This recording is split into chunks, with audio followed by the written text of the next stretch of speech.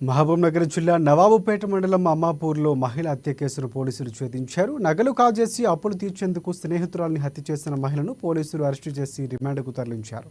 మృతురాలు లక్ష్మమ్మతో పెద్దమ్మ పరిచయం పెంచుకుని రోజు ఆమెతో కలిసి కళ్ళు తాగేదని పోలీసులు తెలిపారు. ఇక పద్మమ్మ నగలపై కన్నేసిన లక్ష్మమ్మ ప్లాన్ ప్రకారమే హత్య చేసి నగలతో ఉడాయించిందని తెలిపారు.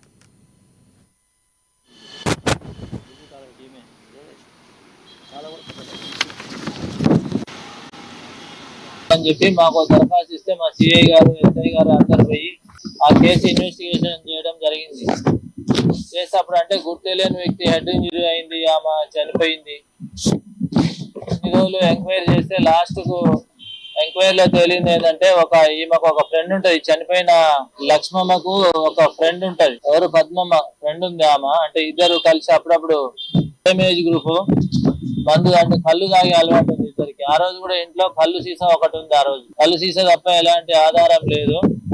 ఆ కళ్ళు సీసా అంటే ఒక కట్టె కూడా రోకల్ బండ లాంటిది కూడా ఉంది. ఆ రోజు అట్లా ఆ విషయంలో ఎంక్వైరీ చేయగా అంటే ఆ మొబైల్ ఫోన్ కూడా పోయింది. ఆ మొత్తం మీద టెక్నికల్ ఎవిడెన్స్ అన్ని ఎంక్వైరీ చేస్తే లాస్ట్ కు ఈ పద్మమ్మ ఏం చేసింది